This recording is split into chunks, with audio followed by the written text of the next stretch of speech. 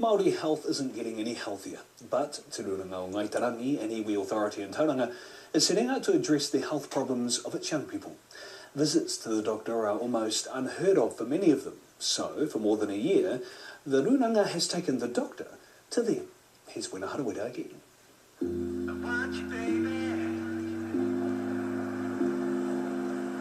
Tauranga, surf, sun and fun. It's the picture of healthy living, but it's not for everyone. Further inland, it's a different world with a desperate need. And there's a health team keeping a watchful eye on young Maori.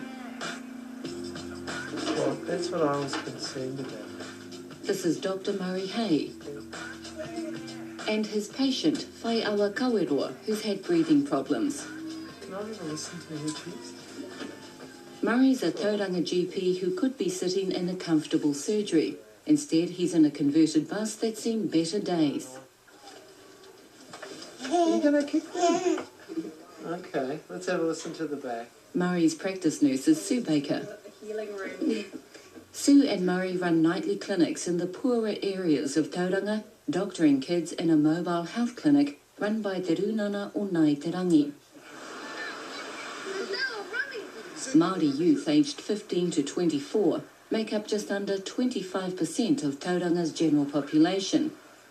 But if you want them to visit the doctor, then the doctor has to do the visiting.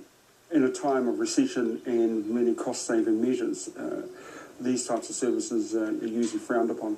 Paul Stanley, who runs operations for the Runanga, set up the mobile health clinic over a year ago. He wanted to tackle the big issues that result from a 90% youth unemployment rate. The types of people who are seen are ones who have mental health problems, often depressed, which is why we carry around social workers, 2 or 3 of them at any one time, but as much as 7. And the other issues that they face are often young people have issues in and around alcohol, drug, but depression is one of the bigger ones. 4 days a week from 6:30 to 10 at night, the mobile health team loads up and sets out.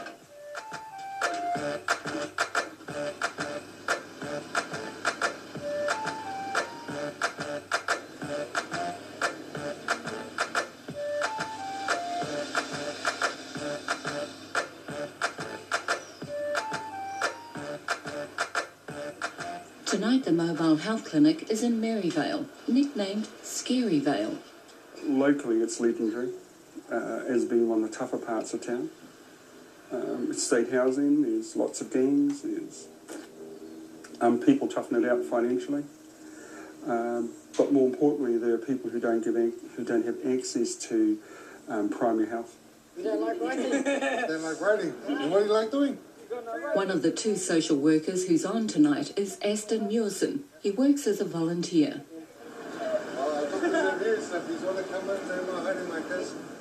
The one-on-one contact with the kids and helping out the kids who have got nobody else out there to help them out.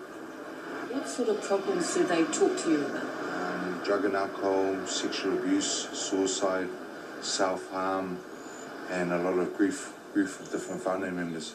How do you handle it? That's a tough job, listening to the problems of young people. Pretty much just to relate with them and to talk with them and just to say that there's a positive outcome for them. It's not always going to be downhill. They're not going to be burned. The team has discovered that food and music attract the kids. Youth worker Shannon Afina says getting a rapport going can be difficult. Going out to randoms and talking to them, like at the skate parks and stuff, like trying to actually go out and go, oh, we have free doctors. So a lot of people kind of think it's a bit, hey, but that's probably the difficult one. But when they actually come in and stuff and get talking, it's pretty cool. Here comes the cavalry. Hayden Henry is a peaceful warrior. He doubles as the security guy if necessary, but he's actually an anti-violence campaigner.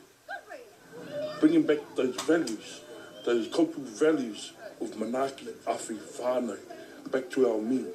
Because statistics are showing our men and our rangatei tamariki are ending up places whether they have, because they've got no role models or mentors to guide them to that in regards to changing their whole thoughts of that negativity of a warrior and put, as I said, good values back into them. By the end of the night, the team will have seen around 27 people, most of them young boys. It's quite common for us to see a small group of young people, ideally 2, 3 max, or else it starts to get a little out of hand.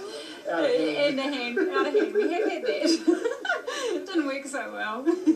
Sometimes we've had 6 in here, and it can get a bit, too much sometimes, and we've had to think about what we did and what we said and how well it worked. But we're learning here too how to do this, because it's not something that we're exploring something which is new, that is not being done routinely. So what we're doing is not actually an easy thing to do medically. So some doctors would not be comfortable doing what I'm doing because we haven't got all the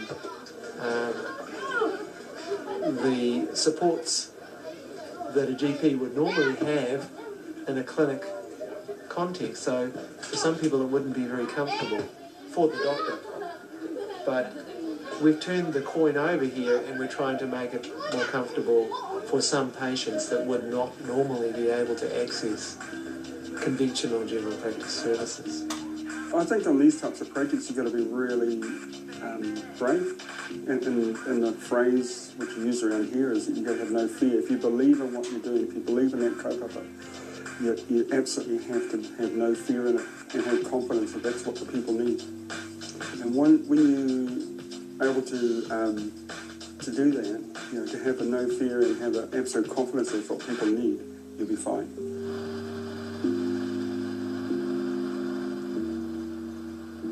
Ngai Te Rangi. Since the filming of that story on the mobile health clinic, Te Runanga o Ngai Te Rangi is now planning to set up a mobile gym and offer medical advice on Facebook, all with the aim of increasing access for Maori. Nō reira,